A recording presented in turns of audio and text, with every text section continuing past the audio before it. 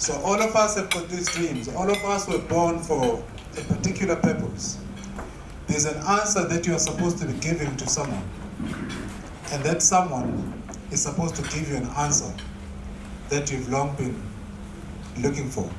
There's that piece of the puzzle that your life is actually missing. So the person that you are sitting next to is that piece of the puzzle. So when you talk about the dreams that are calling us, the reason why we are not hearing those dreams is because of the noise that we find ourselves in. And the noise comes from different places. Those are the voices that they've drowned your inner voice. These are the voices that tell you that you're not good enough, that tell you that you are too short or you are too tall, that tell you that you are too old or you're too young to do something. These are the voices that are telling you that you don't have enough education for you to succeed in life. As someone once said that the important part about education is that you can actually teach yourself. You don't need to go to class every time. You can grab a book and you can read and you can ask people as well. But most people are always making excuses about those. So I'm just saying to you, today we are trying to deafen or to silence those voices that have drowned your inner voice. Because the passion that you have is what will make a difference in your life. Now there are 6 questions that I started the book off with that are very critical, because after having spoken to so many people and with my own personal experiences as well, I just realized that these actually were very important. So I had to start them. I mean, if you have a book, you can open it. I think at the beginning of the book, I've got these questions. I mean, there are 5, but I've actually listed 6 here. So these questions that I'm talking about are, the first question that we have, as you can see here, it is, where were you 10 years ago? So this is something that you need to write down. Just get a clean piece of, a piece of paper, and you write it down, and at the top, and say, where was I 10 years ago? So now it's 2007, so it means, it's 2017. So where was I, in 2007? What was I doing? Where was I emotionally? Where was I mentally? Where was I spiritually? Try to describe those things. Who was I with? Career-wise, what was happening in me or with me? And just look at that in terms of the family, in terms of the education, in terms of the strength that you have. So write down those things. That's the first question that will make you understand somehow, because now you are forcing your mind to remember. So number 2, you need to ask yourself the same questions, but now 5 years ago. Where was I 5 years ago? Because now when you start connecting these 2 points, it means when you start talking about the 10 years, you start maybe listing things like spirituality, in terms of the mindset, in terms of the physique, in terms of the education, in terms of those different categories. So you need to write them down, and then you start connecting them and saying, for an example, in terms of weight, where was I? Maybe I was weighing 90 kilograms then, and then now 10 years later, I'm weighing 120. Then something is seriously, the graph is growing, you are connecting the dots, but it's going up. And up in terms of weight is not good. But up in terms of finances is good. Up in terms of career growth is good. And up in terms of you understanding yourself better is good. So are you aware? Because these points are helping you to be aware of where you are. Because one thing that we are having a problem with is self-awareness. We're listening too much to other people, but we don't listen to ourselves. So that's the question that you need to ask yourself. The second one, where was I 5 years ago? Sit down and close everything around you. You can actually go to the garden, or you can go somewhere else and sit there in a park where it's quiet, and write down and answer those questions as clearly as you can remember. And then you come to the third question and say, where would I have been? Oh, you ask this question and say, what would I have done if I knew better? Because there's something that you know now, and there's something that is called zero-based thinking. It's called ZBT, where you ask a question of, knowing what I know now, with what I'm doing, would I have taken the same decision 10 years ago? And if the answer is no, it means there's a lot of regretting there. So it means do something about it. So what do you wish you could have known? What do you wish you could have known in terms of saving money? What do you think you could have known in terms of reading more books? What do you think your life could have been different if you had done it? Because sometimes there are things that you could have done 10 years ago, but because of the knowledge at the time, you thought they were wasting time. But now you look back, not with a smile, and you say, I wish I did that stuff. But at the time, you may have thought that, it was irrelevant. So those are the things that you need to look at. Maybe in terms of respect, I didn't respect people enough. I didn't love myself much or enough. Hence, I'm where I am today. So if I'd done more of those things, my life would have taken a different turn.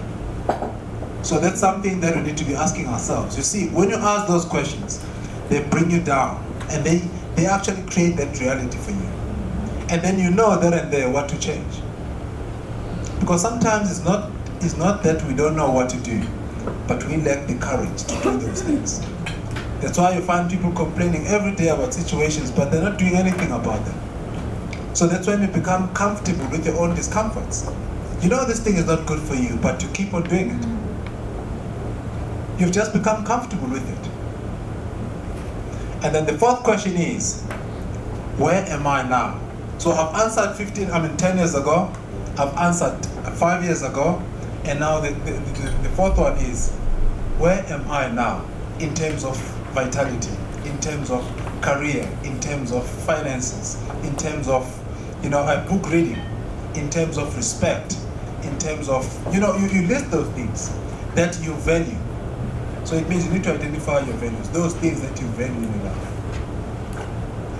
And then the fifth question here now becomes, now with all these points that I've actually listed here, 15 years, or 10 years, 5 years, and now, am I growing looking at these things? Am I growing spiritually? Am I growing emotionally? Am I growing mentally? Am I becoming healthier in terms of the body and in terms of the mind? What type of friends do I have? Are they helping me? And sometimes you ask yourself that question, what is this relationship with this person doing to me? Is it growing me?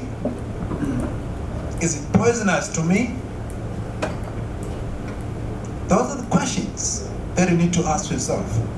Because without that awareness, nothing will ever happen in your life. Sometimes you are keeping people, but they are not helping you. Or you are not helping them. So you are wasting each other's time.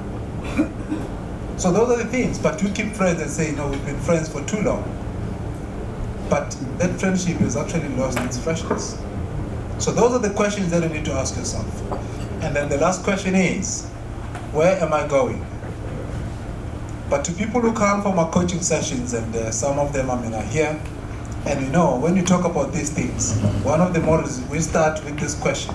And I start saying, where are you going? Because everything needs to come from there. Otherwise, you're just following the masses. But the question should be, where am I going? And am I getting there? If you're going, for example, you're going to Devon, you're driving on N3. But if you find yourself facing north in Limpopo, it means something is wrong. You're not going to get where you want to go. So it's very important, first of all, to know what you want. For an example, if you are studying, maybe I see the young ones here, maybe you're studying towards, you want to get good grades in matric.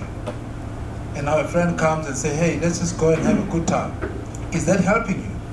I mean, if you want to get good grades, it simply means that you need to work hard.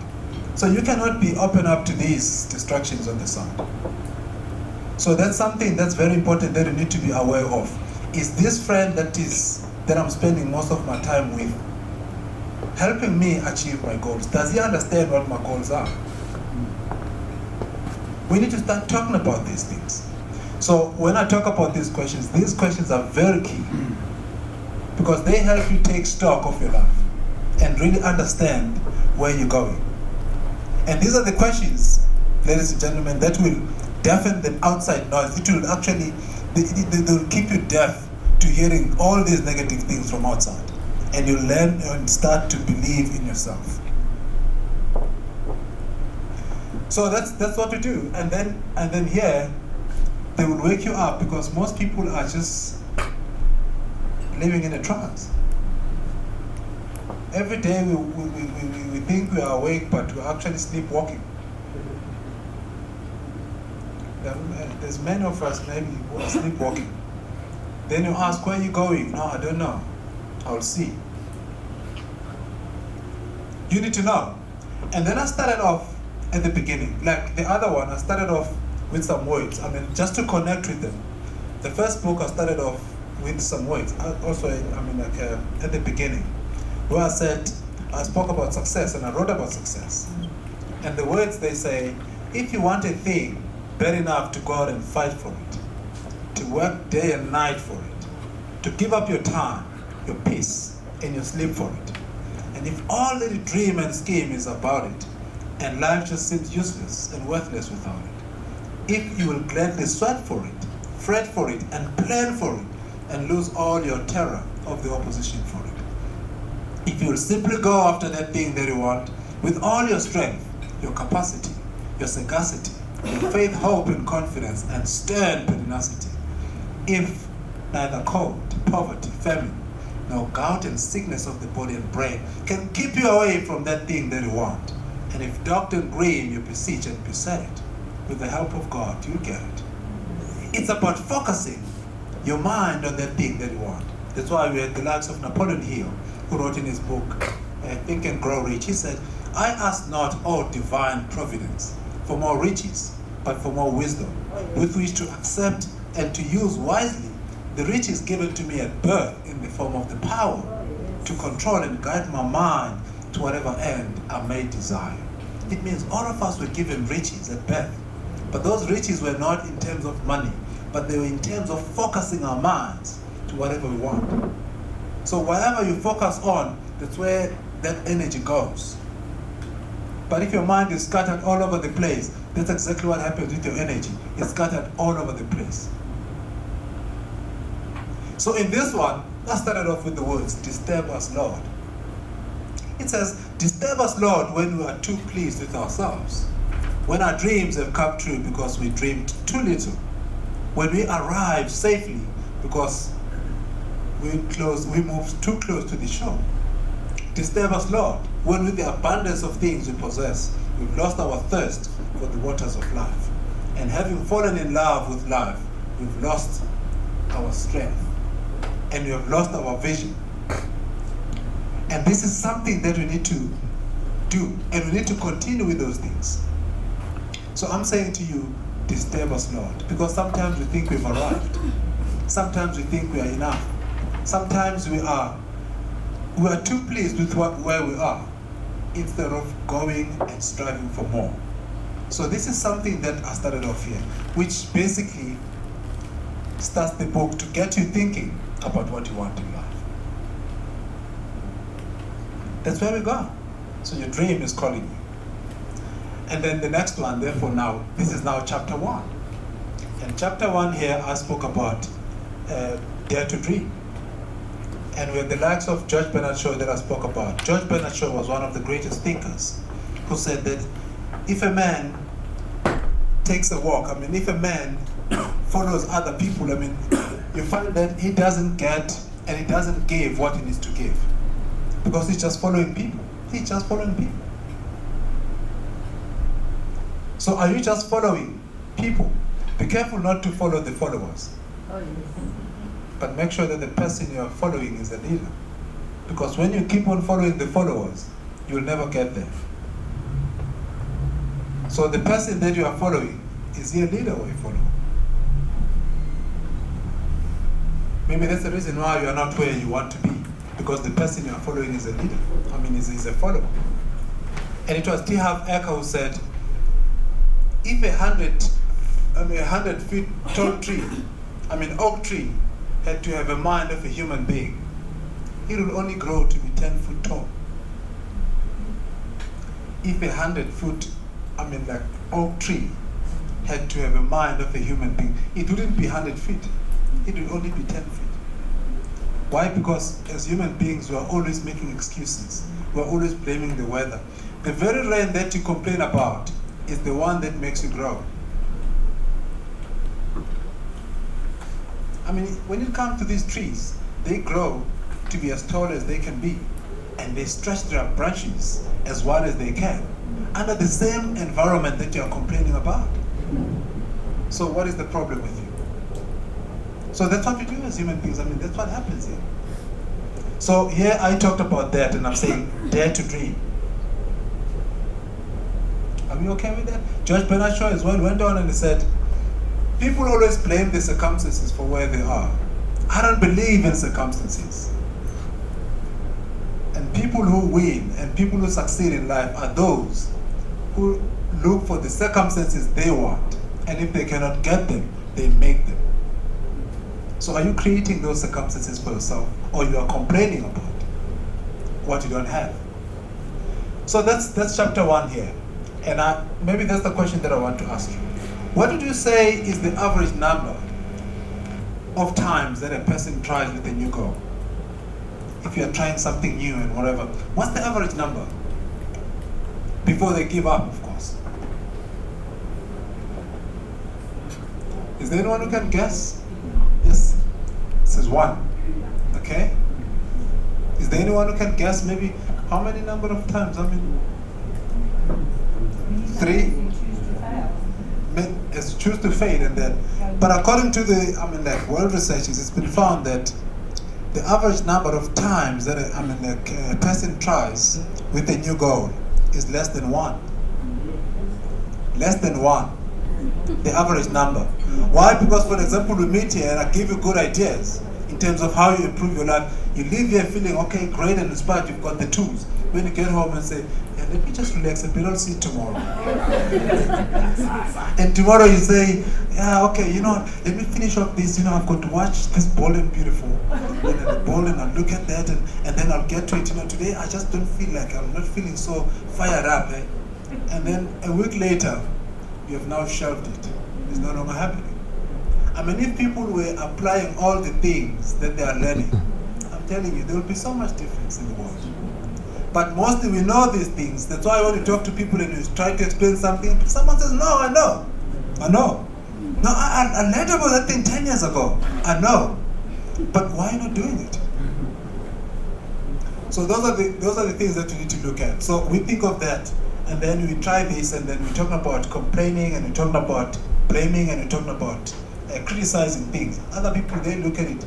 Criticizing is a way of life. So when you see something, then you must criticize it. So that becomes a problem. So these are the things that we need to look at. So we need to look at things also that I wrote about in the first chapter. I spoke about 3 things that will change your life. Number 1, I wrote about beliefs. That you need to believe that you are worthy. You need to believe that you are created for a purpose. You need to believe that your life counts. You need to believe that you are not less than anyone else in the world. It doesn't matter what family background you have. It doesn't matter. When you look at the Mandelas, the Mahatma Gandhis, and the Mother Teresas, and you look at all these people, just know that you are as good as them. If you can believe that, trust me, anything is possible. Because with them, people were laughing at them. There were so many people that were blaming them, criticizing them, and making fun of them. But look at what happened to them. They just focused on what they wanted to do. The reason why we don't get what we want to do in life is because we listen to so many negative stuff around us. You need to believe in yourself. When people say you're stupid, then say thank you and move on. But when people say you're stupid, then you want to go and prove them wrong. You're wasting your time. It's just perceptions they have of you. But when you succeed, they say, oh, he's very lucky. There's no success that comes with luck. You've got to work for it. So it's so easy. I mean, just imagine when you get maybe an A symbol or a B symbol from a trick. They say, oh, he's very lucky. That really doesn't make it. It doesn't cut it. So, and then I spoke as well in chapter 1. I spoke about these dogs. These are Siberian dogs that are found in some Arctic regions, which are very cold regions. They are used by Eskimos. So these dogs are very loyal to their owners. When they tell them to sit, they sit. And they use these dogs for transportation purposes. So these dogs are very diligent. They are hard workers. But if you don't tell them to do something, they just sit. They wait for the master to tell them. That's what happens with us human beings. Mostly we just sit. Give things in your life. And then once you feel safe, you now need to move to the next level. The next level is loving and belongingness. It means now you feel like you're part of the group. You feel like you're loved. You feel like you belong in that particular group at work. You belong in your family. Because some people who feel like you're not loved, then you feel out. You actually feel out. So that feeling of being loved and of belonging somewhere, even at work, with your colleagues, when you're not in good terms with your colleagues, you're not going to be confident. You're not going to feel good. So that's a third level. And then the fourth level is about self-esteem. What is self-esteem? Because there's self-esteem and there's ego. Self-esteem is all about you accepting yourself for who you are, not for what you have. That's why sometimes you try to buy all these expensive things and doing all these funny things because you want to belong. You want people to see us as important. It's about you accepting yourself for who you are. So you need to have that esteem, because once you have self-esteem, then it means you reach the peak of the pyramid, which is called self-actualization. Self-actualization is about being your own person, doing the things that you want to do without worrying about other people. If you think of the likes of Bill Gates, they don't worry about any person. They are not talking about problems about, like food in terms of what am I going to eat tonight. They don't care about those things. The questions that they are looking at is, how can I cure, cancer? They're looking at how can we minimize the rate of people dying of HIV? How can we get people to improve their illiteracy? Or working against actually illiteracy?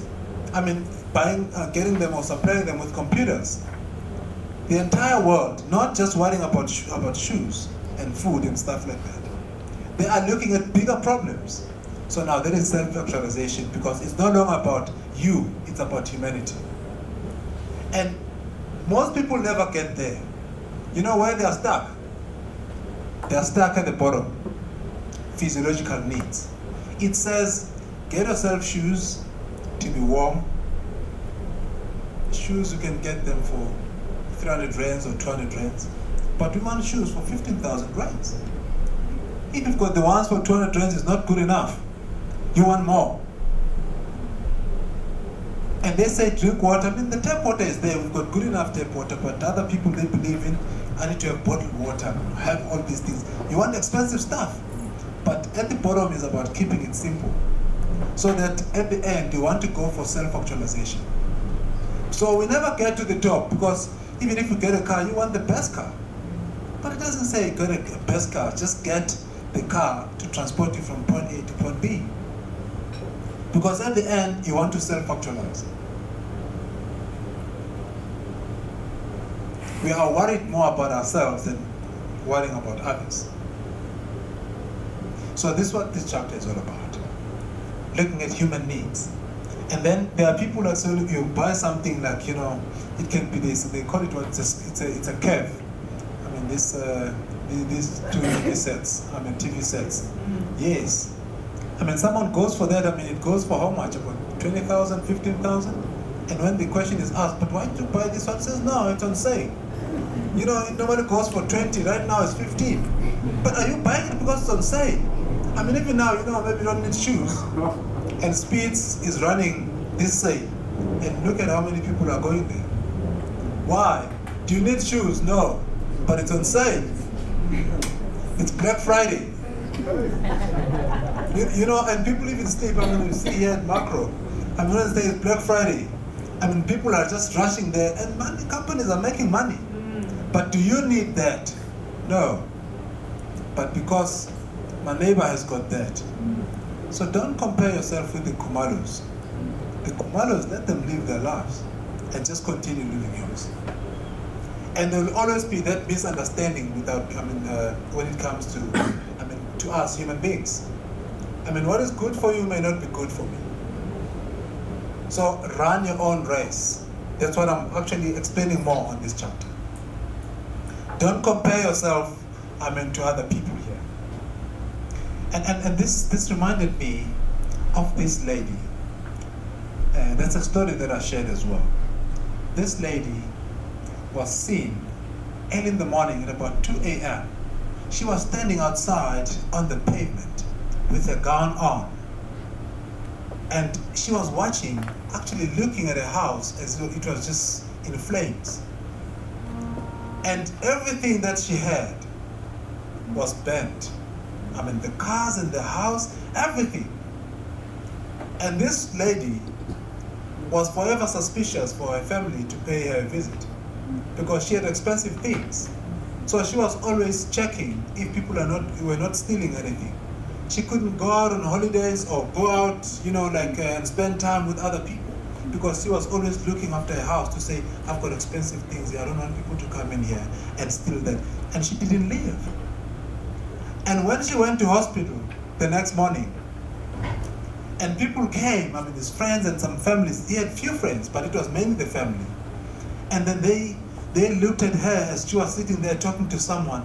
She was smiling, and something that they never saw her doing because she was always uptight. They said, and these other guys that were sitting here, they said, wow, she has lost it. She's lost it. And while she was there talking to this one, she overheard them talking about her, saying she had lost it. And she said, oh, no. I didn't lose anything. I didn't lose my mind. I've actually found my mind. Because I just realized that I was just so trapped in my possessions. And right now I'm free. I don't have high walls to worry about. I don't have security to worry about. I don't have these expensive things to worry about. Now I'm free to live. So how many of us are being possessed by our possessions? And we never get to live. We're always thinking that people are going to bump our cars. You're always the more you have, the more you lose your freedom. Because your happiness is based on things, not on you. So that's something that I want you to think of. What is it that is your master? Maybe you're not your own boss. When you're at work, you're always thinking about, I just hope they don't steal my stuff. Or always, I think, hey, I hope they don't do this. When do you ever leave? So that's a chapter 3 for you. And then over here, you'll read more. When you talk about this is Abraham Maslow's hierarchy of needs that I spoke about. Abraham Maslow, it was all about, he was a behavioral scientist who studied human behavior. That's basically what the guy was. And these are the things that we found after so many studies that were conducted. And there's a guy as well called Ivan Pavlov. Ivan Pavlov was one of the scientists who was studying dogs. These dogs, what they did, they would come up with a bell, and then they will feed the dog. So before they feed it, they will bring the food, and the dog is somewhere, and then they ring the bell. So when they rang the bell, and they've got food here, and the dog will come running. So every time, the dog knew that it was food time, and then he would see the food and the bell will ring.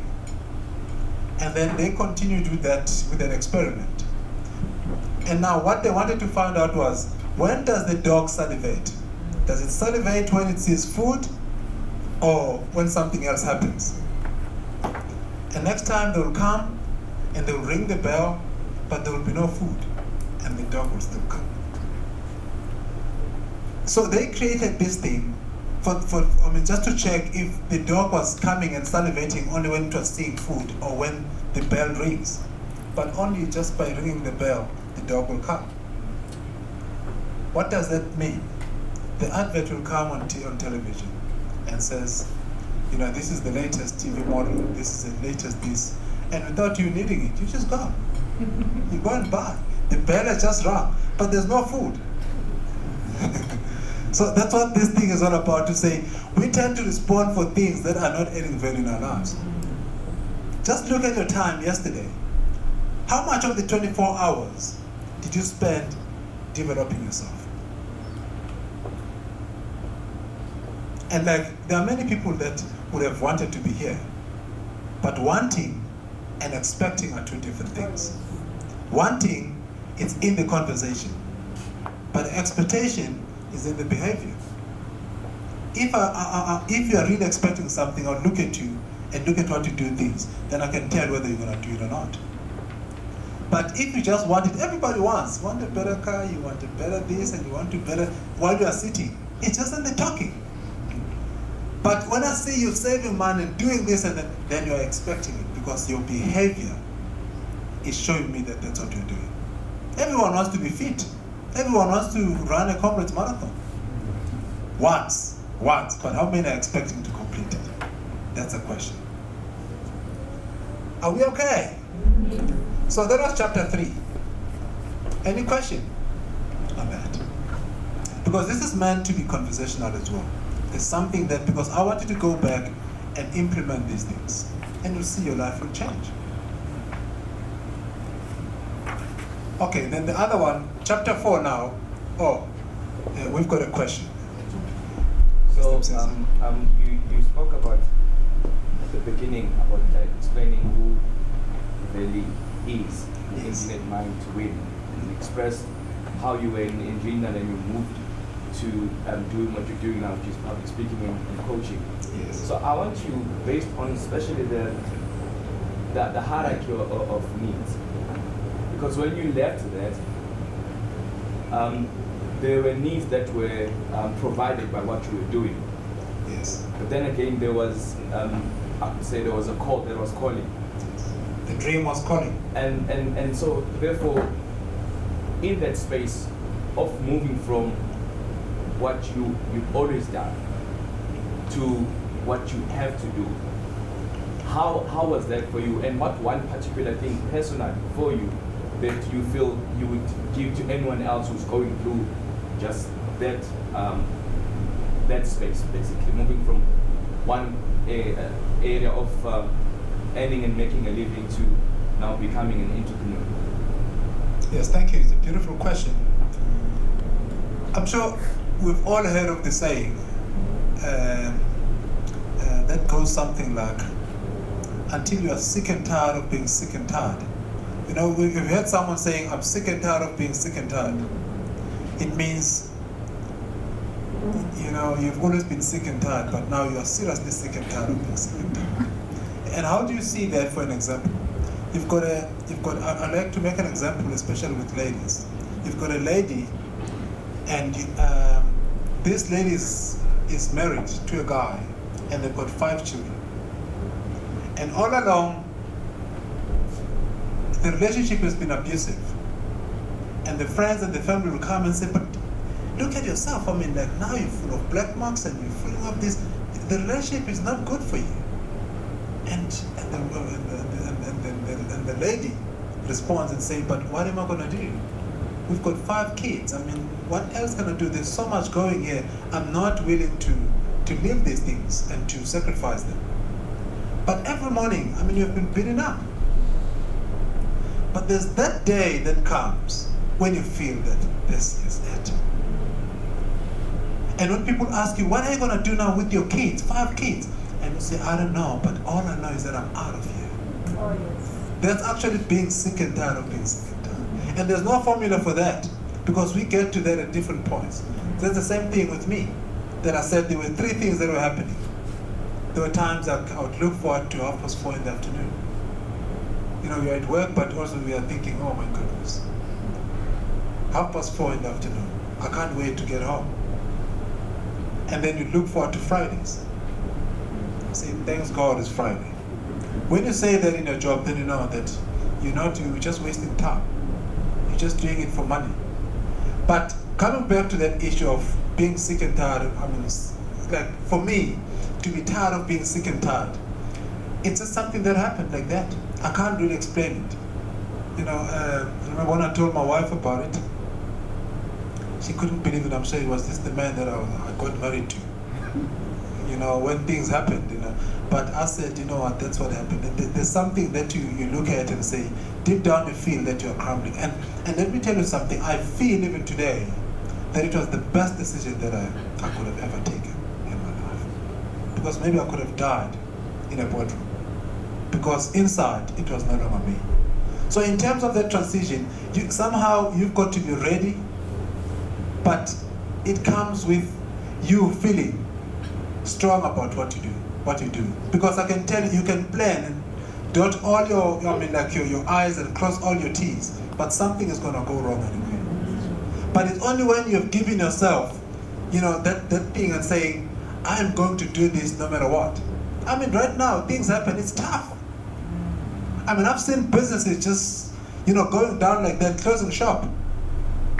And sometimes you look at it, but I've never looked back and I said and regretted the decision that I took. I mean, things will go so rough. But at the end of the day, you must be ready.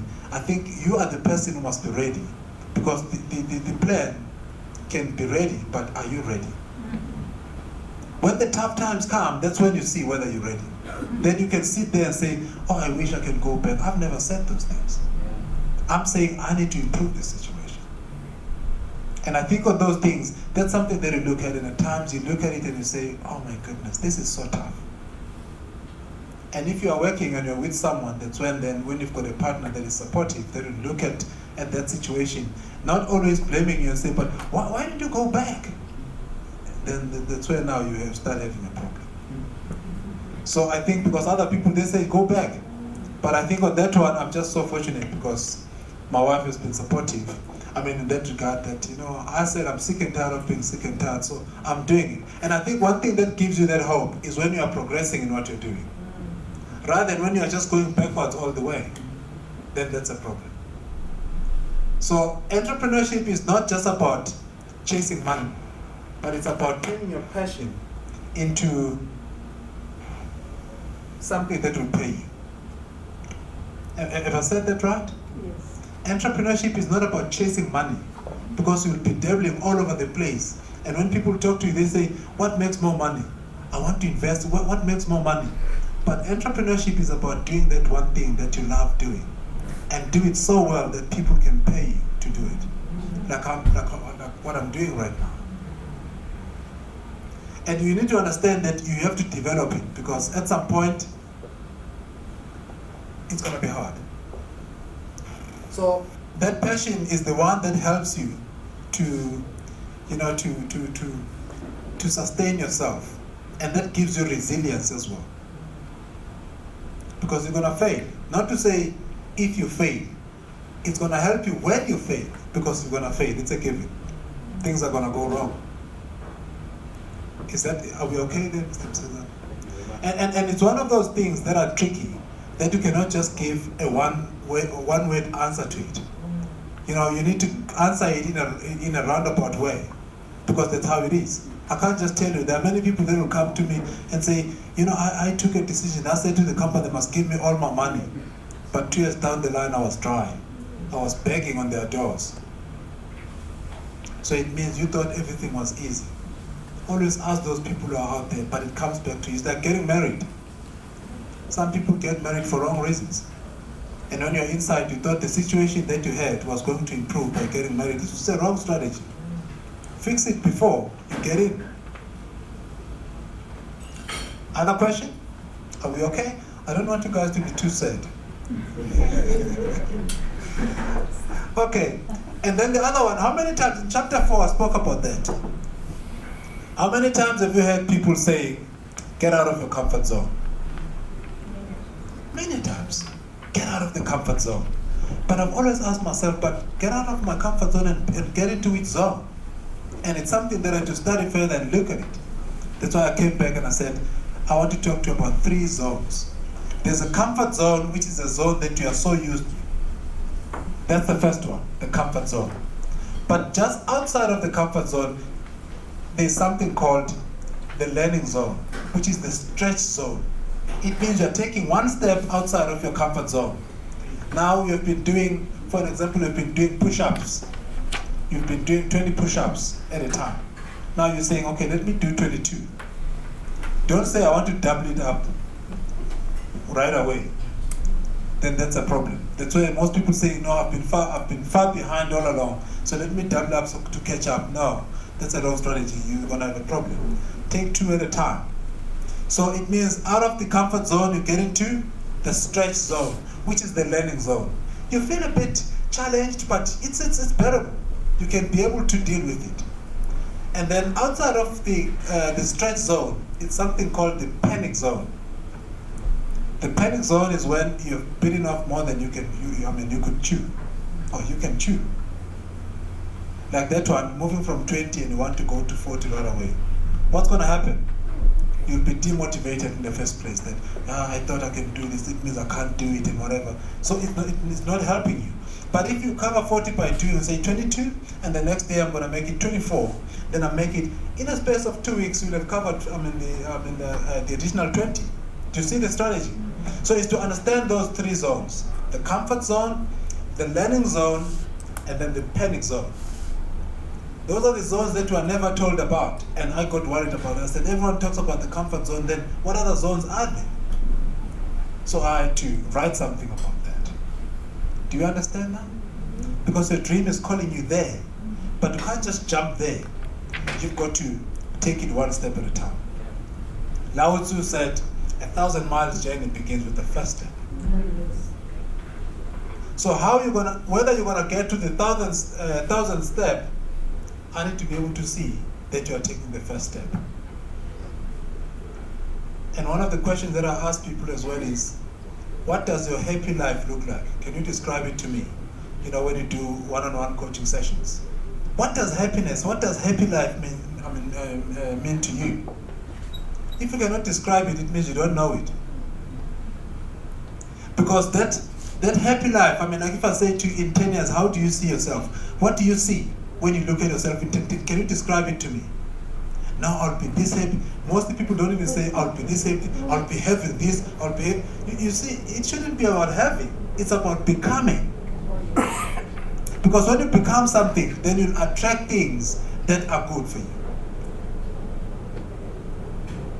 So that's what you need to be focusing on becoming someone better. So if you cannot describe to me that in 10 years I want to be like this person, who will be doing this and that and that and that, then I say to you, okay, let's take that now. How must your day look like to make sure that in 10 years you are there? Because we talk about happiness, but happiness is something that you make, not something that you wait for.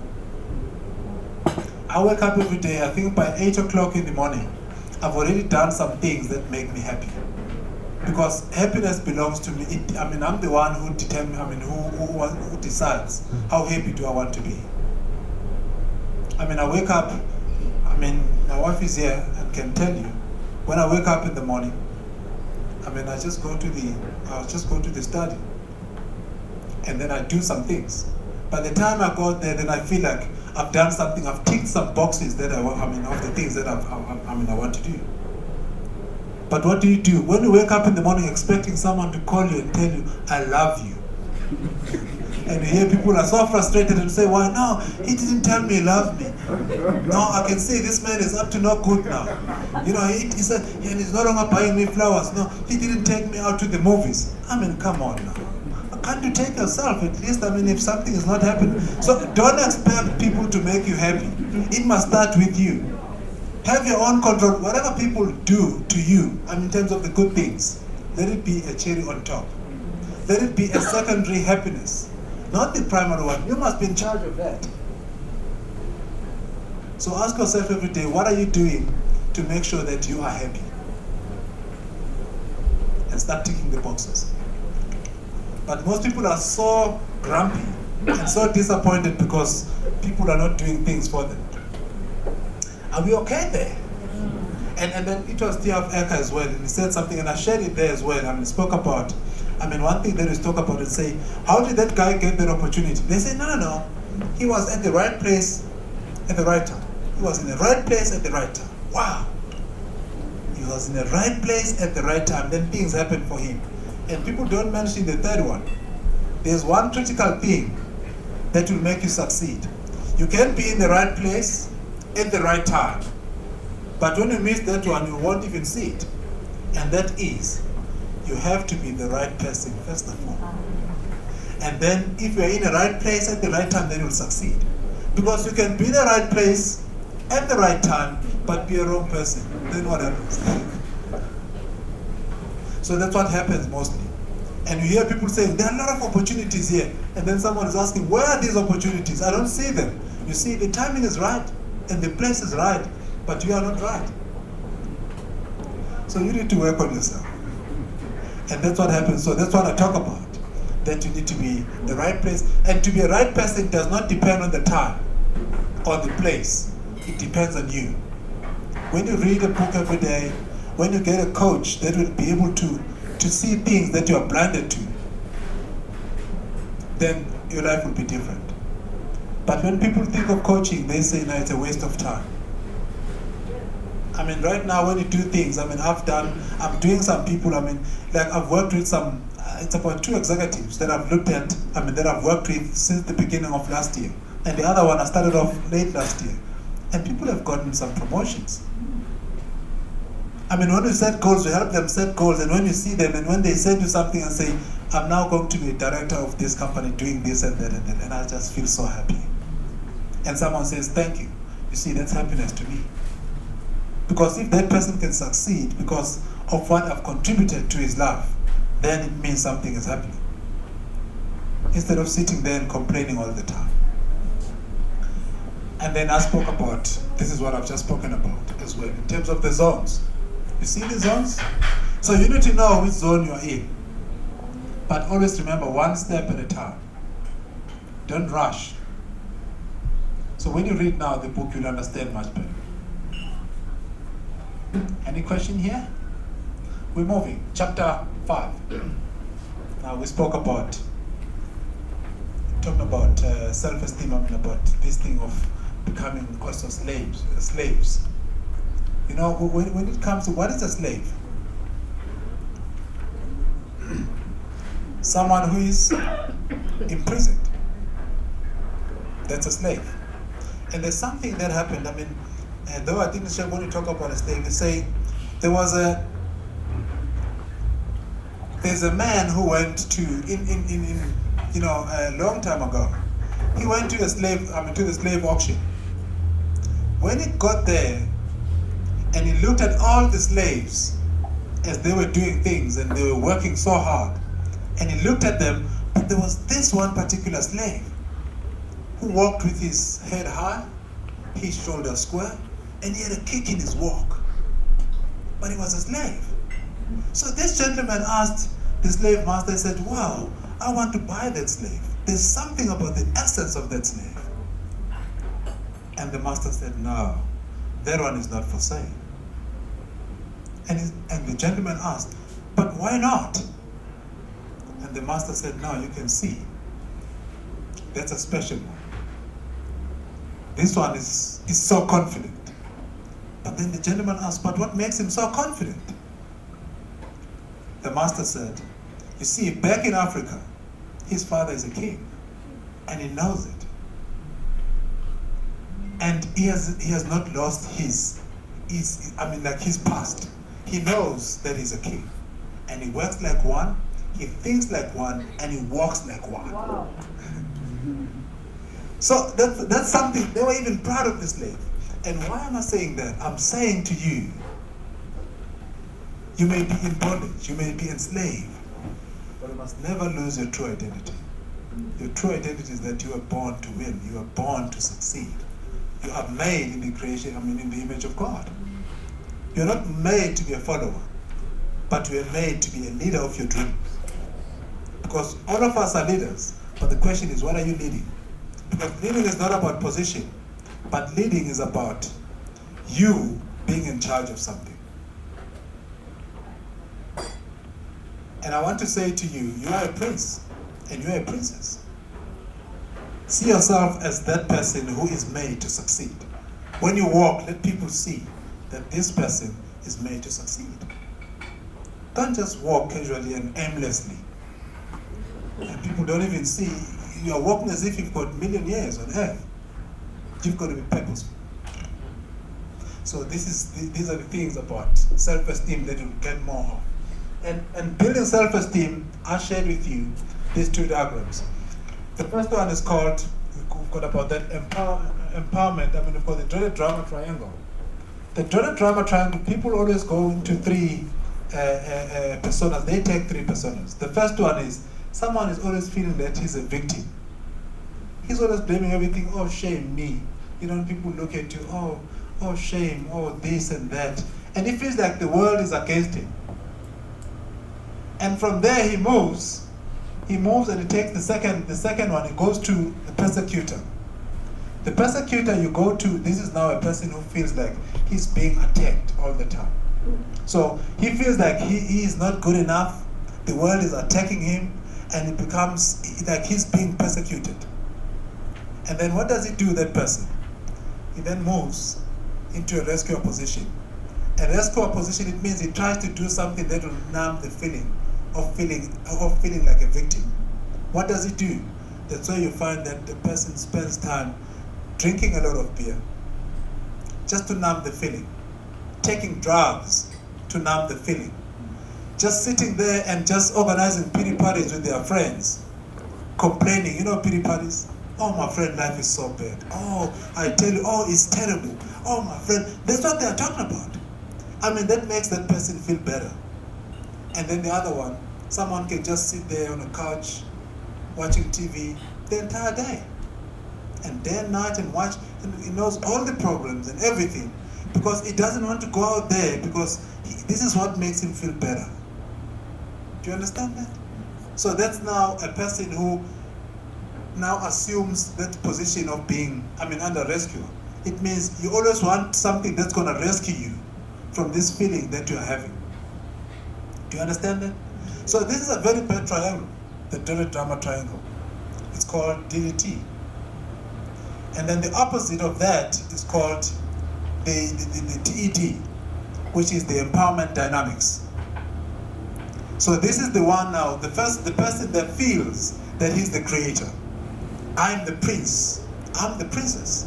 I was made to succeed. That's how this person looks at life. And then he moves, when there's something that he wants but he can't get it, he gets someone that will coach him, someone who knows better. He looks at life not as something that is attacking him, but as an opportunity to learn. So that's why he looks for a coach. And then the third phase becomes the challenger. It means he looks at life as a challenge. And he also coaches other people. So I've explained that more in terms of how you read it. So you choose whether you're going to be a dreaded drama, you're going to be in a dreaded drama triangle, or the empowerment dynamics. Make sure that you don't spend your time complaining all the time and end up not living. Because I can tell you, you can study and do. There's a guy that came to me, one of my coaches. He's completing his PhD in accounting. He's an educated guy. But when I asked him a question, why did you do your doctorate?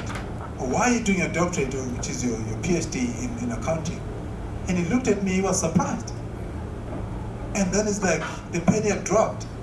And he said, no, I'm just doing it because, that's all there is for me. Because I've got, I had my junior degree, then I did my honors, then I did my master's. So the next logical thing to do is is PhD.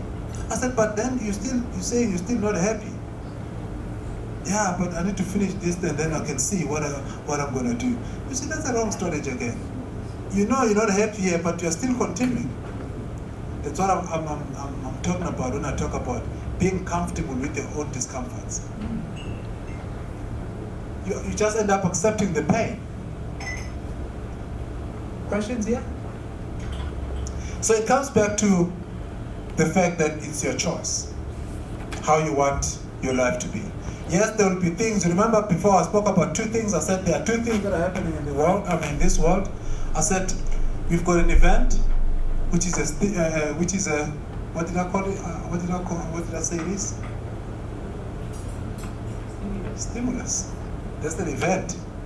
You've got no control over it. You've got no control of when it's going to rain, whether it's going to be too hot, or whether people are going to blame you for something. You've got no control over that. But something that you've got control over is your response. If someone comes to you and say you're stupid, all of us they can respond differently. But that's where your wisdom is. People who are able to respond appropriately are the ones who have a peace of mind and you've got control and power. But if you want to always prove yourself how clever you are, then you're going to have a problem. So do your own things. And then talk about chapter 6. Chapter 6 spoke about how to develop a new skill. It starts with confidence, because there's confidence. But when we talk about self-confidence, we're talking about you being competent at something. So your level of confidence is determined by your level of competence. If maybe you are doing this thing, let's say maybe in mathematics, you are just doing some calculus or some calculations of some sort, or you're doing trigonometry, or you're doing some different things. And if you are not so good at that, your confidence level when it comes to maths will be low. But if you can just do that, even when you go for a test, you're just going there boldly. You can't wait to deal with that examination paper. So that's your confidence. So you can build your confidence by developing yourself. And that is up to you. It's not up to the economy. It's not based on the political conditions of the country. It's about you. So this is how you develop these things. And we've got things that are called affirmations. Normally I'll say to people, when you write down your goals, and then when you talk about affirmations, there are things like, I am good, I can do this, I am positive, I forgive, I don't hold grudges. Those are the things that you're telling yourself. But when it comes to, there are things that I'm talking about which are called indentations. Indentations here are even more than affirmations. Indentations are saying, I am so good. I am a positive person. I don't hold grudges. I don't easily get upset. So it means that when someone upsets you, you are reminded of your affirmations, your indentations, and say, I don't easily get upset. When people upset you, but you don't accept that. You see, it means you are in control of your emotions, not the other way around. You see someone being so grumpy, and you ask a person why, and it's telling you that these people, yes, I want to kill them, but it doesn't help. So this is something that you're going to learn more as well. That is there. So it's about you being in control. Because you can't learn a new skill if you're not accepting yourself. And you've got to love what you're doing as well. And then here, when you learn a new skill, there are 4 phases that you go through in learning a new skill. First of all, you become, right now, when you came in here thinking that you know certain things. So it means you were unconsciously incompetent. You didn't know what you didn't know. But you came here thinking, oh, no, I'm okay. But after I've spoken to you, then you went into the second stage where you become consciously incompetent. Now you realize that, oh, I don't know that. Now it means you are conscious about your incompetence. So when you move from that one, you move to the third one, the third phase. The third phase now becomes, you become consciously competent when you start practicing that skill that you don't know. Or that area that you are actually incompetent in. Are we okay there? And you start now becoming more confident. And then the last one becomes, you become unconsciously competent. You know, when you are so good at something, you're not even aware of it. And people tell you, you're so good at that. And yet you're not aware of that. But to you, it's just a normal way of doing things. So whenever you're learning a new skill, you're going to be frustrated. Because sometimes when you realize that you don't know, and then what happens? You feel bad.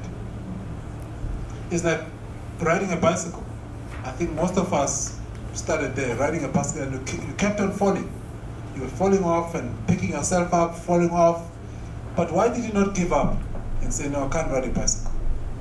You saw some guys that were riding a bicycle, and you saw it was possible for you. So it's when you see others that do things, then you realize that I can do this. If Nelson Mandela could do that, it means you can do it too. But the moment you look at other people who are doing things as exceptions, that's where things start going wrong. Look at them as examples of what is possible for you, not as exceptions. Because when you look at someone as an exception, it means you are saying, I am underprivileged. It means I can't do it.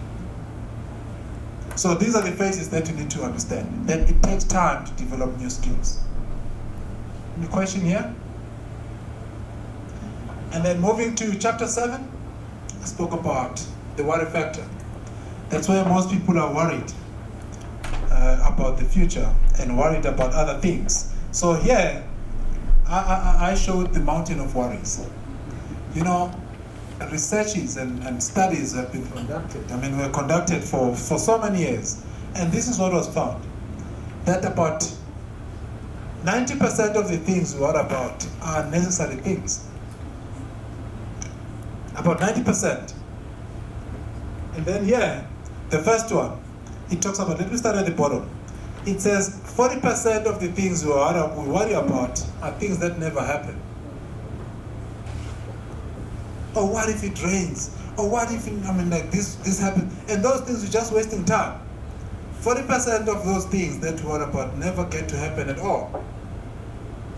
And then 30% are past events. Oh, if my mother didn't die, hey, I would be so happy. I would be sitting with her. But the fact is, she's gone. You can't change the situation.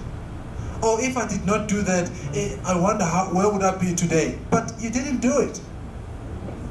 So look at the things that you are worrying about right now, and write them down, and then you'll see that most of those things are not actually things that you've got control over. You're wasting time. And then the 12% is about needless worries. I've explained that as well in the book, the examples of those needless worries. And other worry can be, oh, I wonder what I'm going to eat tonight. That's a worry. I wonder. And you're, hey, do I want this? Do I want that? You worried about those things, and time is getting wasted. It's an unnecessary worry. And then it carries on. Miscellaneous worries and legitimate. You only have about 8% which are called legitimate worries. If we are to focus on things, that's why when you look at people who succeed in life, they don't worry about all these other things. They're just looking at what they are focusing on.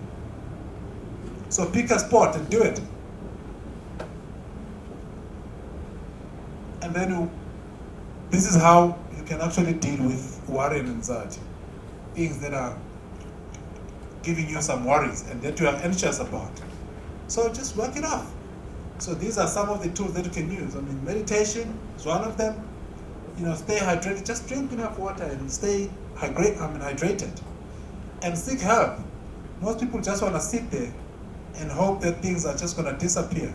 So these are the things that you need to go through. And change your perspective. Remember, when you no longer can be able to change the situation you are faced with, maybe it's time that you change the way you look at things. Because you can't change it. Maybe change your perspective, look at it differently. But to stand there and complain all the time.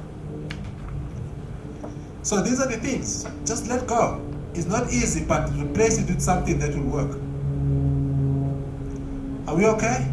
There's silence in the room. I'm just, I know people are absorbing stuff and that, but this is something that's very important. And then chapter 8, we're talking about persistence. And it was the guy by the name of Thomas Edison that I've shared there, who spoke about the fact that it is such a mystery that so many life's failures, in terms of people, gave up when they were just about a step or two away from achieving their goals. Then they gave up. So you must keep on pushing. Henry Ford said, if you're going through hell, just keep going. Because you know hell already. So just keep pushing, and then something else is going to come. So that's what happens here. So our chapter 8, and I spoke about these three things, and I said, when you talk about, in life, we talk about revelation. Revelation is that divine wisdom, that divine knowing, that this is something that you want to do. Just listen to your heart and do that. So it means you must see it first in your mind. Because if you can't see it, it means you won't have it. So once you have the revelation, then it's going to lead to conviction. You know, when you want something, for me, I wanted to speak, I wanted to write, I wanted to coach, and that's what I'm doing. I had to have conviction because I saw these things in my mind. And then conviction leads to movement. You start acting. And when people come and say, but why don't you do this? You don't listen to them. You focus on what you're doing.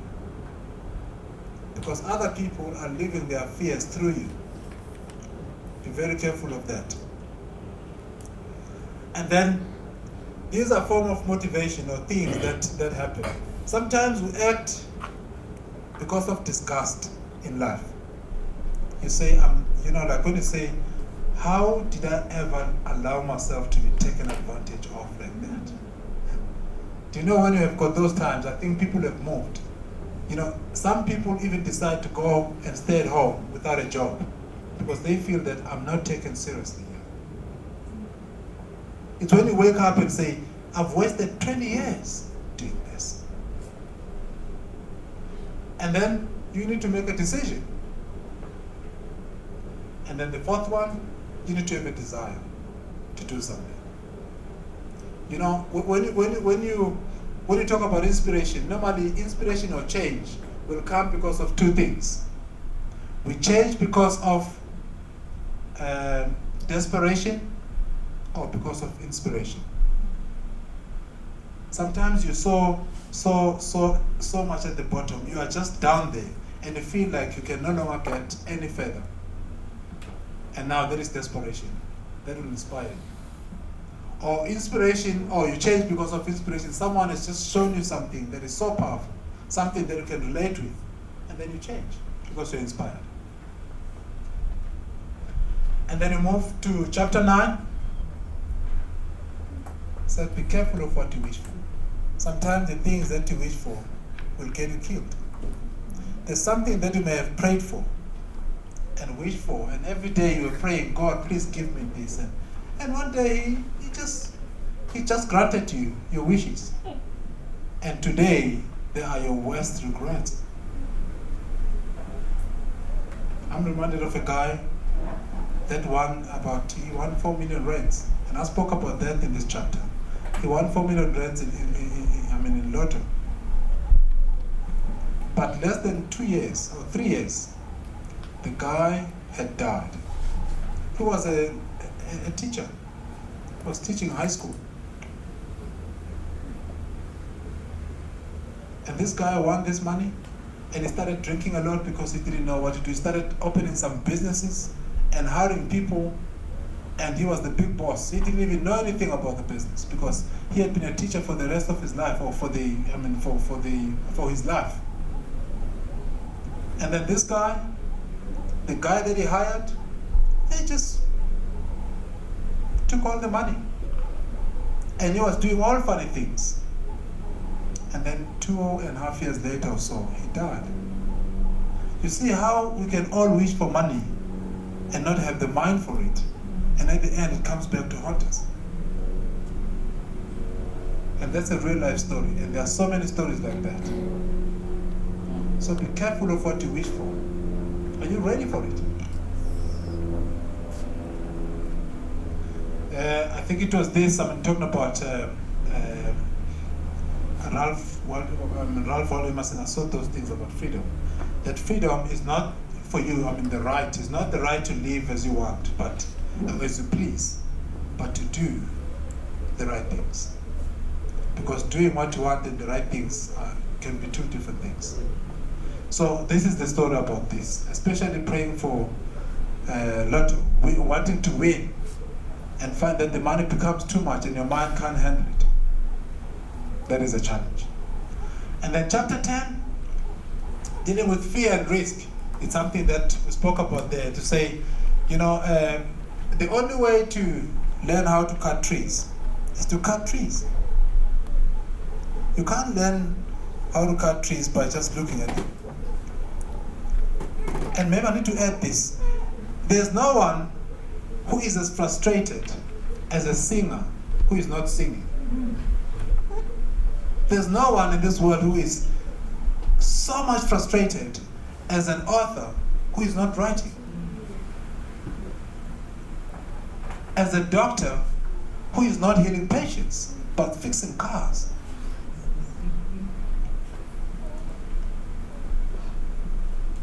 As someone who's a teacher, but is busy doing gardening. The reason you're not so happy is because you're not in the right place. And you know it. But because of the fears, you're saying, but this is what I've gone to school for. That's why I go to different places. They say, how could you leave engineering? Because it's such a prestigious, field. And want to be a speaker. You see, freedom is something that is much bigger than money. So, are you in the right place? That's the question. And if you're not, what are you doing about it? Because it's one thing to say, yes, I know that I'm in a wrong place, but what are you doing about it? And then talking about the second one, there's something called pistastrophobia, which is the fear of trusting people due to past experiences. It's called pistastrophobia. Because of what happened to you, never trust anyone. That's a disease, not trusting anyone because of what happened. It was just one single incident, and now everyone is suffering because of that. So we're talking about bad choices and good choices. And as well, when we talk about risking, it was one of the guys, Dr. Viscott, who said, and if you don't want to take a risk, then something wrong is going to happen. He said, when you take a risk, then you're going to be happy at the end. Because life is about risk. But most of us, we don't want to take risks. We talk about calculated risk. Sometimes it's very difficult to understand that. The term calculated risk. And then chapter 11. 11 here I talk about cheers to your success. So this is something that you need to engineer. It means you need to develop this success. It's not something that happens. Remember 4 things that I spoke about? That engineering taught me? I spoke about the structure. What do you want to do? First of all, that's a question. And then secondly, you need to come up with a system. How do you want to do it? For example, if you want to build a house that even your generations will actually stay in, what are you going to do? Are you going to go out there and just look for builders? And for guys that can just do tiling? Or you want the best? You want the best. But sometimes we surround ourselves with people who are not really helping us that much. So you need to make sure that you are in charge of what is happening. And then talking about chapter 12, this is now how to find your purpose. This is something that I spoke about, that I've written about in the book. How do you really find your purpose? We've had one of the questions that, ask yourself this question. If money was no problem, if you didn't have to worry about money, what would you be doing? What would you love to do 24/7? What is that thing? If you were to be given 10 million rands, or maybe even a billion rands on Monday, will you wake up and go to work on Monday? If the answer is no, then that's not your purpose. Because it means you are doing it for money. But there are people, there's a teacher, I think in the US, he won, $100 million $100 million in lottery money. This guy went for 2 weeks on a holiday, and when they asked him, they said to him, why are you only taking two weeks? He said, man, I'm just going 2 weeks just to rest, and I'm coming back, and I want to teach these kids. I don't want to receive any pay. I'm just doing it because this is what I was born to do.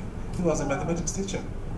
Would you do the same thing? What is it that you are doing that even if you were to give him money and all, not be paid for, you will continue doing it? What is that? So every day, let's look for those things. Your heart will never lie to you. Just listen to it, write down those things, and I tell you, you'll feel so great. That's one way of finding your purpose. It's not something that I can come and say your purpose is this. You need to write down things that got you excited yesterday and things that when you do them, you lose sense of time. Even if they call you to come and eat. An hour later, you still haven't gone to eat. Not because you're not hungry, but you've lost sense of hunger. What is that? You see, all the answers lie with us. So that's why I come in as a coach and help people to realize those things. I mean, we've just opened up a number of things with people that come in and someone thinks that, no, I'm on top of my game. But you ask 3 or 4 questions and then the story changes. But instead of investing in yourself, you rather look good. And maybe let me ask you this question.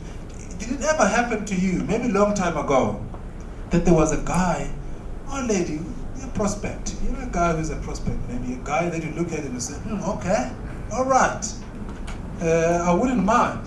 When you say that, and you say, no, I wouldn't mind him. But then, he's well dressed and everything, and when things happen, when you happen to meet this person now, to talk about these whatabouts, and then the guy is, everything is fine. You look at maybe the car, the clothes, the guy is presentable. But when he opened his mouth, wow. You said no, you gave him a benefit of a doubt. Because you said no, maybe it was a slip of a tongue. When you talk about these things. And then you said okay. And then maybe you met him the next time, the following time. Wow, the guy, he was like going on a tangent. And then you must have been so traumatized that night, saying I wasted my feelings because I was hoping that, hey, we were going to organize something here. But it didn't happen. But the guy put all the money on the outside, but the inside is empty.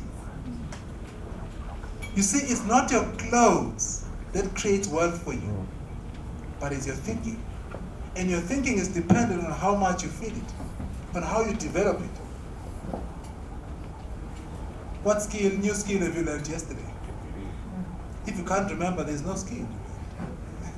Maybe a week, a month, you're just going to work, come back and just, that's what we call the trance. You are sleepwalking. So be careful that doesn't happen. So you find your purpose by being intentional and by being conscious about it. It doesn't just come to you. And then I spoke about 3 things that will help you as well. This is one tool that I also use for coaching. That the first thing that you need to do is to discover yourself. And these are the models that I develop that help people that I use in organizations as well. Discovering what makes you excited. Discovering what gives you energy. Discovering really what is it that turns you on. It makes like you want to go out there and conquer the world. What is that? Write down those things. It won't be one thing. Write a list of those things down. And then you start looking at the top 3 of those things and say, the next question becomes, what would I do? What one thing out of these things that I would dedicate my life to? For those who are working, maybe a question. I've always heard this, and I just started challenging it some few years ago. It is said that you spend most of your time at work. Is that correct? Yes, you spend most of your time at work. And now, as someone also who's done mathematics, and I'm saying a day has got 24 hours. Is that correct? 24 hours. And I'm saying how many hours do you spend at work? 8. Okay, so 24 minus 8 is 16. So now the 16 hours, is it at work or outside of work? Outside. So but which one is bigger? Is it 16 or 8? So now where is this concept of you spend most of your time at work coming from?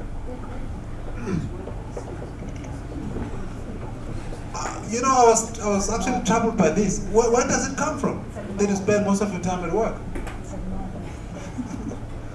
So it means there is not the truth. You see, this is how you collapse the beliefs. Because it means during the 16 hours, you can read the books, you can get the coach, you can do this, and then you can be a better person. When you come in the 8 hours, you do as much as possible. But people say, oh, you spend most of your time at work. What else can you do? But yet you've got the 16 hours by yourself. Raise your hand if you spend most of your time at work. All right. Here, the second one is creative. So once you've discovered what it is that you want to do, for an example with me, speaking and reading, I spend most of my time refining my craft, working on my craft. That's what I do. You see, I'm creating something. And then the last one is performing. Most people think that performing, sometimes you can go and speak for a corporate and deliver a keynote. It's about an hour, or 45 minutes to an hour. You talk in front of these thousands of people. And when you get paid, then people say, wow, you get paid so much? Some will say, you're getting paid maybe in an hour what I'm not getting paid in a month. Jeez, man, no, man, this is not wrong. Oh, this is not right. And then you start saying, okay, you see, when you perform, it's an hour. But when you are creating, so what you do, it's about value. It's like, if you think of a movie, how long do you spend your time watching a movie? An hour or so. But how long does it take to make a movie?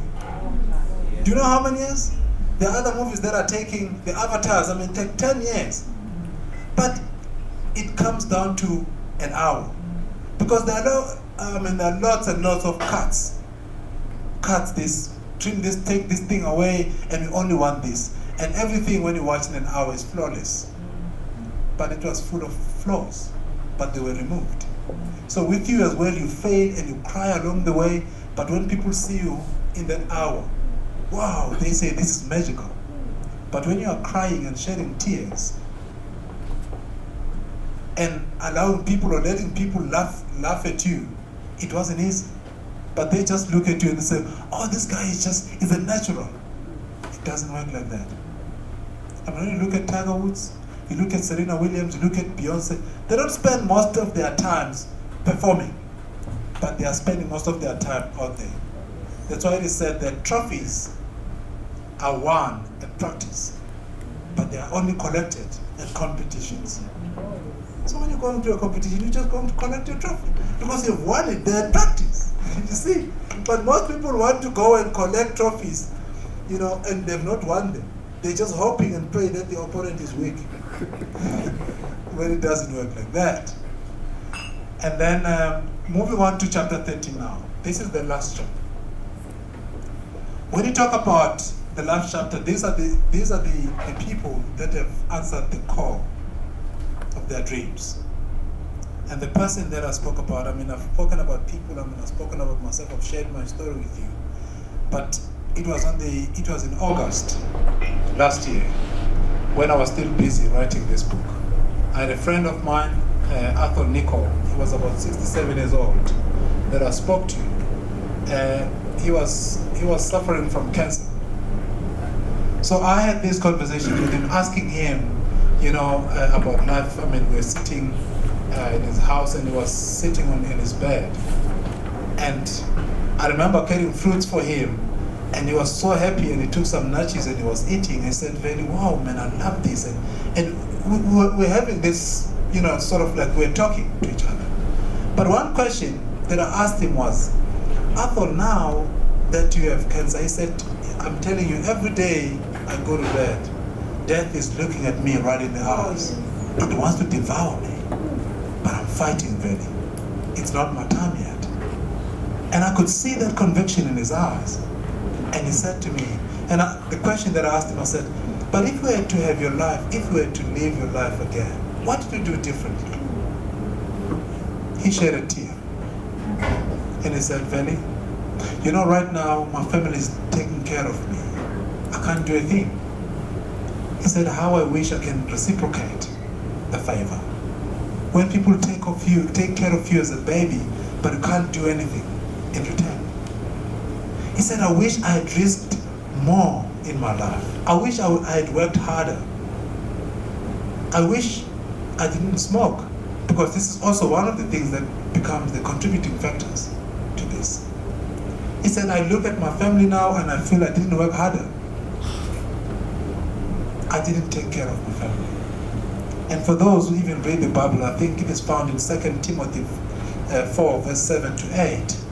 It says at the end, it says, I finished the race. And it says, I've kept the faith. And it said, and it says what? But it starts with, I've run my race. I've finished. What does it say? I kept my faith. There are no Bible readers. There are no Bible readers. I'm just testing you here to say. But it starts by saying, I fought the good fight, and I finished the race, and I kept the faith. And now they say the question is, if you were now lying on your bed, your deathbed, would you be able, looking at your family, and said, I fought for them. I fought for what was right. I pursued my convictions. Would you be able to say that? And you say, I finished the race. What race did you start? It's not even clear. And you say, I kept the faith. What faith? Because you're always living there in the corner. You were tiptoeing through life. You never walked boldly. So that's a question that you need to be asking. So that conversation that I had was such a sad one. Because a few weeks later, I received a call from his wife that I thought had left us. Just here, at this, what is this place here?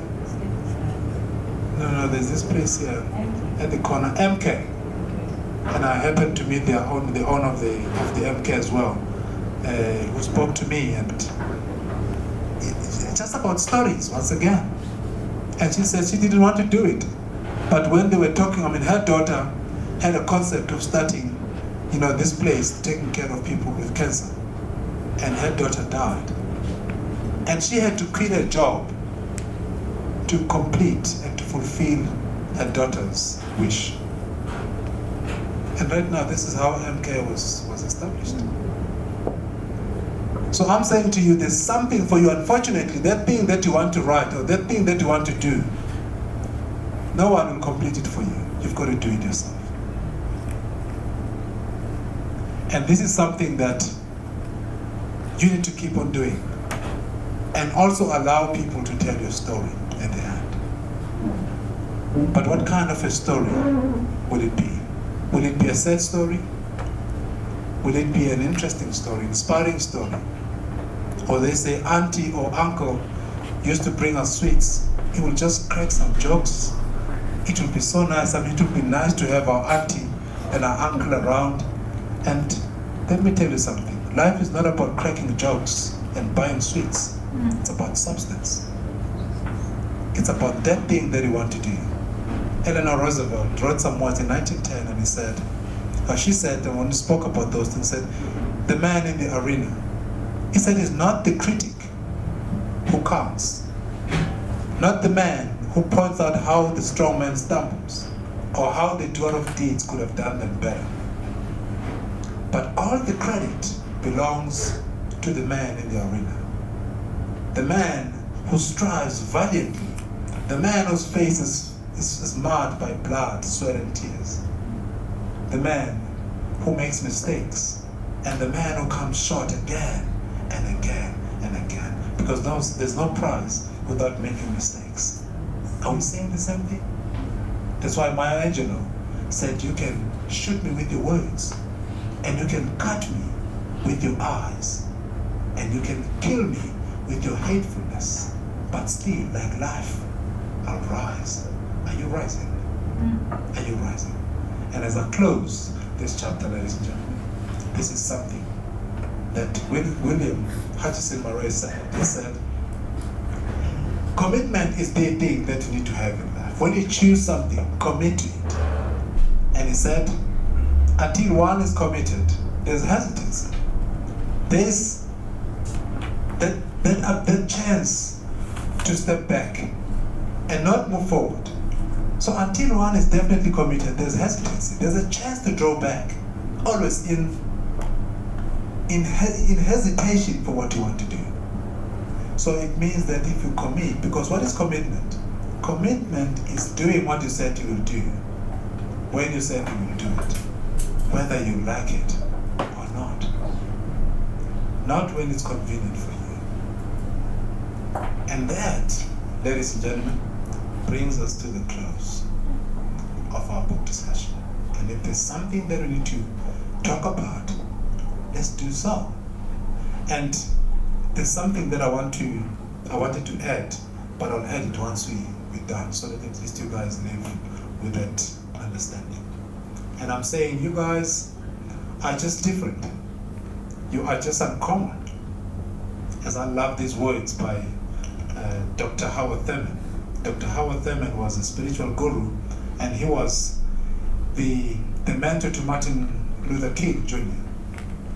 And he wrote these words which were very nice, but not so nice, but very challenging. I remember when I read those words, and I was so challenged when he said, I choose not to be a common man, because it is my right to be uncommon if I can. That I'll seek opportunity, not security.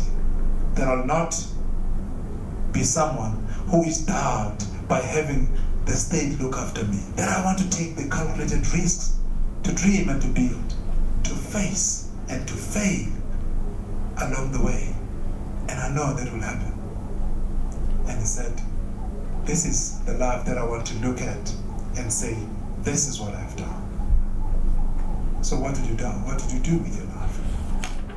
What did you do? So this is something that we need to keep on doing. And those words were all about inspiring us to go and be more and do more. Because if you can't do more, if you can't be more, you can't do more. So it means we must not strive to have more, but we must strive to be more. That's the choice that we're having. Every day we're faced with that. And the closing words come again, and they say, the ideal situation for a man to die is to have his family around him, praying with him as a crossover. But imagine, if you will, being on your deathbed, and instead of being surrounded by your family, praying with you, and find yourself being surrounded by ghosts of your dreams that you never pursued, ghosts of your ideas that you never implemented, ghosts of the music you never composed, ghosts of the books you never wrote, ghosts of your leadership that you never used. And these ghosts looking at you with large angry eyes, saying, we came to you, and only you could have given us life. But now that you are dying, we must all die with you forever. So my question to you is, if you had to go tonight, what dreams? What ideas? What abilities that you never used that will go with you forever?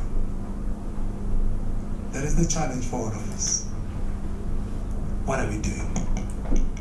Full many a flower is born to blossom, but waste its fragrance on the desert air. You see, these beautiful flowers got such a nice and therapeutic fragrance, but it's wasted on the desert air, where there are no people. This is someone who's got gifts, but who's not using them, but is taking them to the ground. Ladies and gentlemen, it's been such a great pleasure and honor to host you. And I'll take maybe some few questions. Is there anyone who's got a question or something? I know some of you may be a bit traumatized, but that's not the thing. We need to wake up. We need to wake up and do something, because I said change comes because of desperation or inspiration. So one of the two. It's only when you sit down and reflect on your life. And I talk to people, you look at things and people look at this and say, this is what I want to do. And when people do that, and I was talking to Yvonne and Erika, we spoke about this, and I was saying, this is something that I so look forward to. And I think, to me, like we spoke about Coca-Cola earlier on, it's not about the container, it's about what is contained inside that makes the difference. So the question is, who are you? Any question? Before I run, there's a special that I want to run by you. I need some people who are bold. Is there any question here? I know there are people who have driven all the way from Mpumalanga here, and Brockhamspruit, I see it here in the room. Where do we go? Okay, let me start with you, Patrice. Yes, Veli. I can't remember the chapter, but you mentioned that, like, if you learn the new skills, then it becomes frustrated. Yes. But going forward, what is it? Like, you are supposed to be frustrated more or look for something else? That's a good frustration. You see, when it comes to frustration that I was talking about, I was going through 4 phases. I was saying you're going to go through phases. You know, when you realize that you don't know this thing, and when you start working on that thing, you don't get it right away. You battle. That's when now you need to repeat. You must do it again and again and again. That's why we're talking about commitment and consistency. Don't give up. That's why I made an example of hitting a tree in 1,000 different places. Because you're trying this, it doesn't work out, you run to another one, and by the time you check, time is gone. You didn't do anything. So you need to focus and be known for something. Like, if, for an example, you talk about the likes of Magic Johnson, or the likes of Michael Jordan, what comes to mind? Basketball. LeBron James, basketball. When you mention the names like the OJs, it's not just music, but the best. But when your name is mentioned, what will come up in people's minds? So you see, you don't want to be dabbling and trying all these different things. Just be known for one thing. That's what these people do. When you think of Steve Jobs, when the name is mentioned, what comes to mind? Apple phone. In 1971, the likes of Bill Gates hooked up with his coach, Paul Allen, and they started Microsoft. And when you hear the name Bill Gates and Paul Allen, what comes to mind? Microsoft. So when the name Petros is mentioned, what will come? That's our challenge for all of us. Are we okay with that? Yes, so it means when you're going through hell, just keep going. At least you know where you're going. That's a good frustration. I think there was another question. Yes, Mr. Malindi. Yes, thank you, Mr. Ndaba. In your book, on page 103, yes, you, in fact, starting from 102, you wrote about embarrassing yourself. Sometimes when I watch the idols, there are those that are great contenders for wooden mic. And not because they don't believe that they can sing, but some of them, they go there believing that they are really talented, and they go there and embarrass themselves. Some of them, they go there, embarrass themselves, but at the end, they come up short. After reading that part of the book, it gave me courage for me to also try, some things, because when I was 20, I was so energetic and I was so fearless. I could say, let me try this, let me try that. But because I even ran an athletic club. But now at my elder age, now I doubt myself.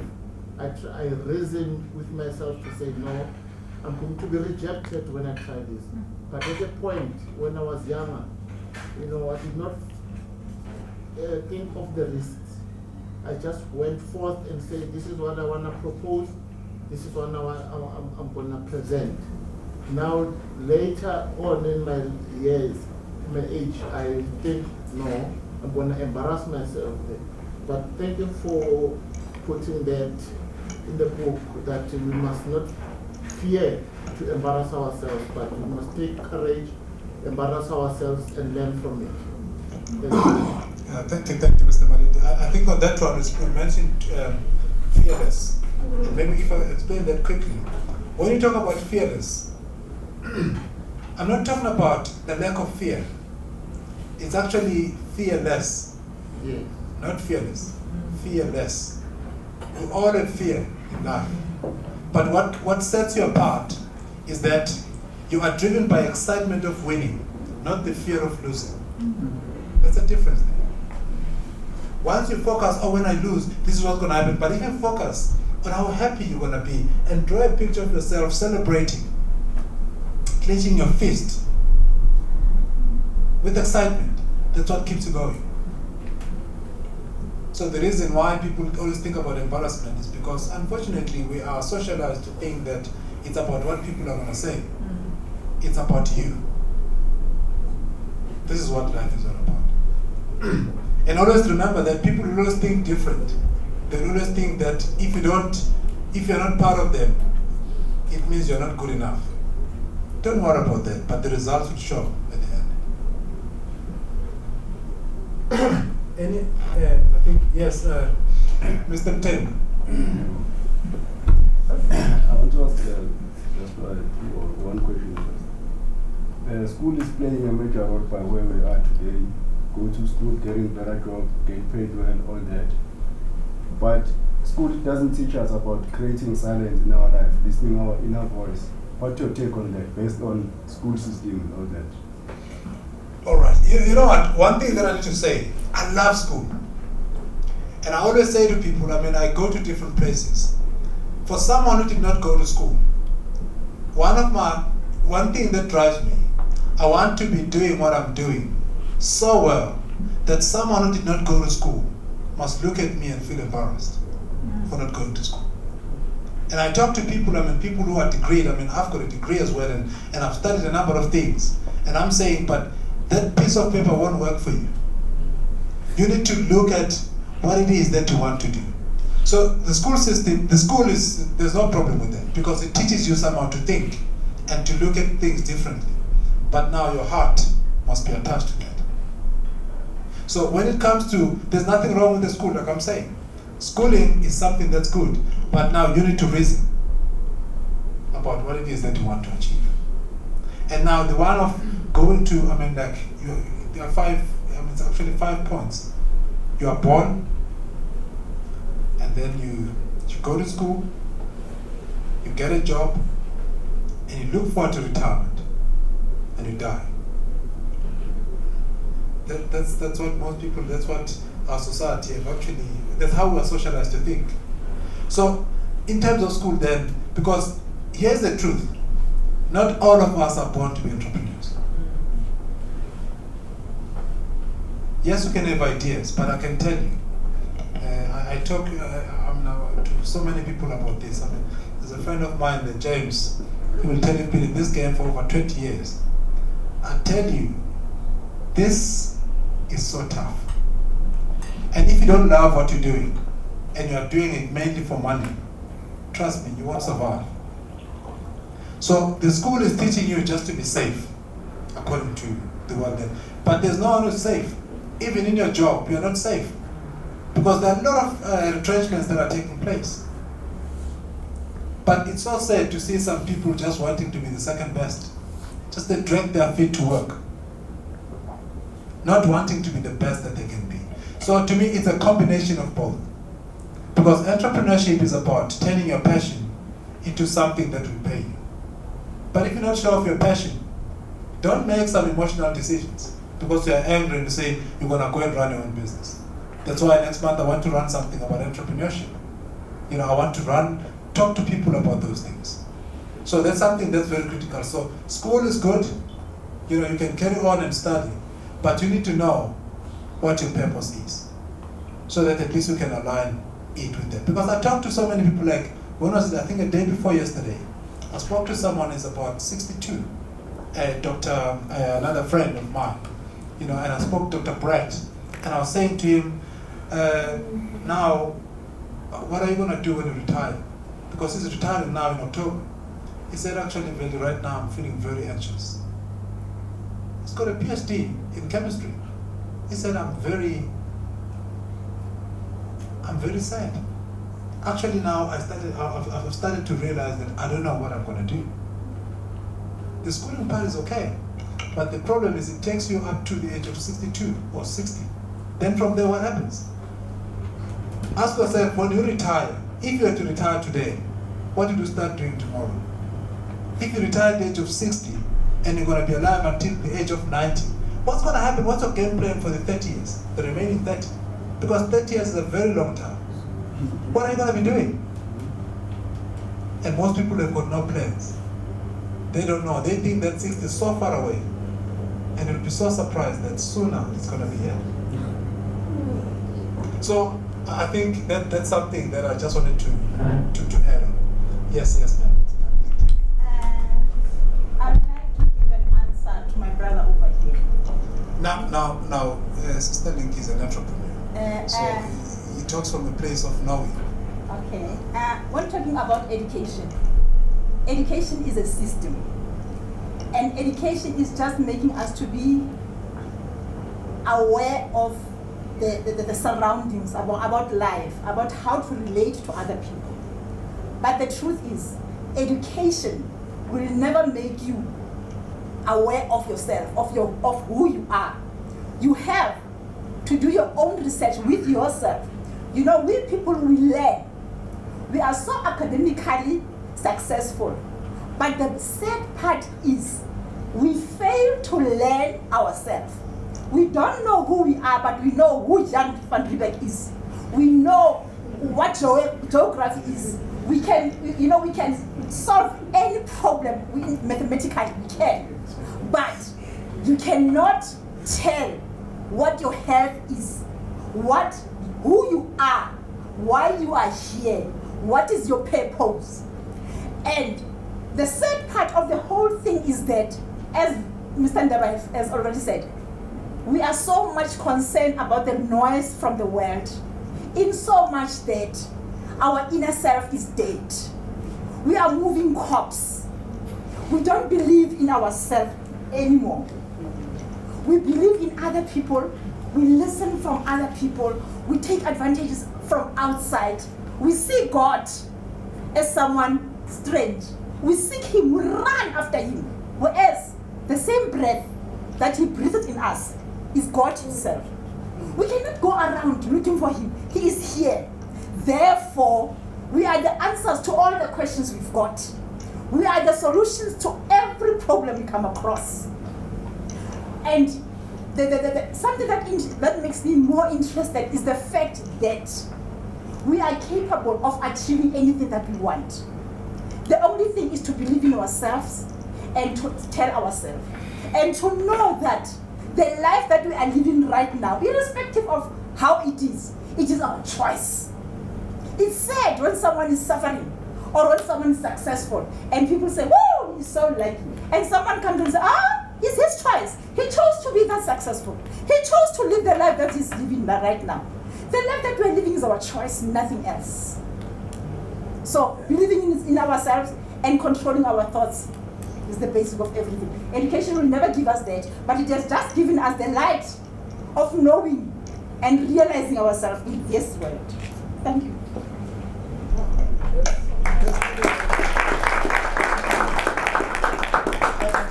That's something. One thing that we can pick up from that, from what Sister Linky has said. I'm sure you can see passion. It's not someone say, "Yeah, no, life is just about that." I mean, she's so expressive because that's something that she feels. She speaks from the heart. So that's something that you can see. I mean, like it was Albert Einstein who said, doing the same thing over and over again and expect different results is insanity. It's madness. So if people ahead of you have done something and they've made some mistakes, why can't you learn from them? That's the question. So I think for me, that's something that's very critical. I think that was a good one. And then do we have another one? Maybe last one? And these sessions as well are meant for us to network and to be able to tap into each other, because I can tell you something. In that seat or that chair that you are sitting on now, there are two people there. There's you that we see, and there's a better you that we don't see, that you don't even know yourself. There is the higher version of you or of yourself. This is the person that you want to tap into and make sure that you understand that person. For an example, there are things that you do, and at times you find yourself saying, wow, did I just do that? Wow, I can't believe this. Wow. So you've just tapped to a little bit of that person that is sitting with you. And that person is so frustrated with you. But you are just suppressing that person. So by reading, by networking with people, then that person is going to come out. And then peace will be in your life. So like I was saying, it's more for us to interact, and it's more for us to exchange information and to network. So that's something that I would like us to do, for those who can. But there's something that I wanted to close off this session with, like what I said, that in November, that's going to be on the 11th of November, we are going to be at Emperor's Palace with Get Inspired seminars. Those are annual events that I have, the seminars. Some of you guys have missed them. But those are the seminars that I host, where it becomes an entire day kind of a thing, where I'll bring in someone who talk about branding. I'll bring in someone who talks about like maybe sales or entrepreneurship, someone who comes and talk about how to use your money well. What does money mean to you? And also talk about health. Because if you cannot take care of yourself, then you can't take care of anything. So those are the things. So that one goes for 1,005, which is still so much, which is still cheap and affordable. 1,005, that includes, all the meals and great speakers.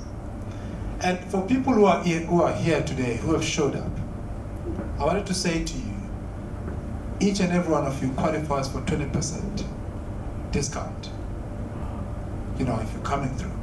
So it means instead of 1,005, you'll only pay 1,200, which is 20%. And make sure that your name is there on the list, and your email address as well. And it doesn't end there. If you bring a person that is not here, you bring that person, it means you need to get that person to pay and be part of the seminar. You get a further 20% discount for that. So it means it's you now and your partner, or that person that you're bringing.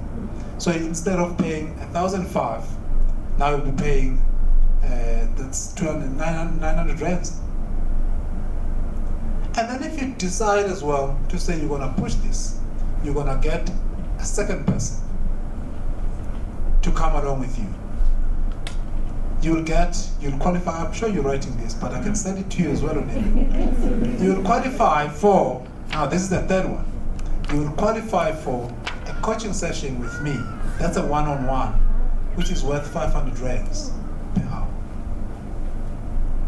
So the choice is yours. You see, all of us are hearing the same thing, but at the end, we all do different things. It comes back to that response, because the event is what I'm giving you now. But now how are you going to respond to it? Others are saying, yes, I'll bring 5. So the more you get, to come, the better for you. You see, to me, this is how we want to influence the world. We want to make sure that this world is a better place than we found it. Because I truly believe that the reason that we are here is to make this world better than we found it. So if there's anything as well that you need, and I'd like us, because now we are a family here, and I think the names, I'll give all your names to my wife here, to know them, to know each and every one of you, so that at least when I talk about the family, then she understands as well that I'm talking about you. So we need to get that, and I would like us to keep on moving. If there's anyone as well who would be interested in the next one, but I'll be supplying that information, for the one in terms of the entrepreneurs or entrepreneurship. And the reason why I'm doing that, I meet so many people, they just jump ship. They don't even know what this entrepreneurship is all about. They think that if I've got the money, then things are going to happen. You need to understand that there are some, there are things that are not written that are happening that you need to understand. So that's something that's very important. I mean, for those people who are still employed, but who want to try something else, it's actually good for you to attend that, so that you understand that you can start preparing yourself now if you feel like you are, the person who's cut out for that. I think for me, that's something that's great. So it's something that we can do.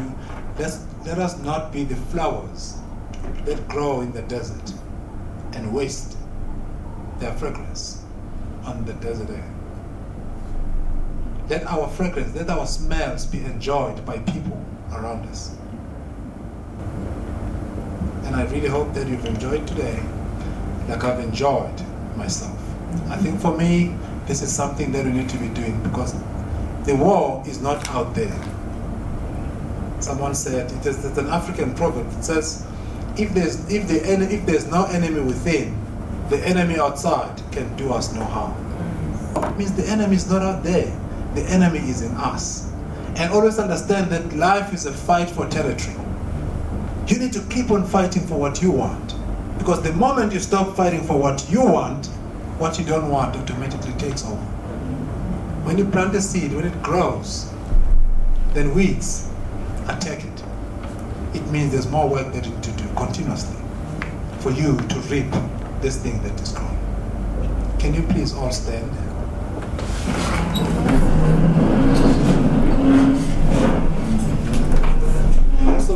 Also let's look at that and say I deserve the best that life has to offer. I'm going to get it. Thank you very much. These are the kinds of ways that you need to wake up to every day. You can even record them. And when you are sleeping, you say, hey, Yvonne, oh, you are the best this world has ever seen. Now you are waking up to get it. And you see, you are feeling that to your subconscious mind. Because when you do that, the world has got ears. It will listen to you and it will send you, its supporters, to support you get what you want. So I'd like to say thank you very much.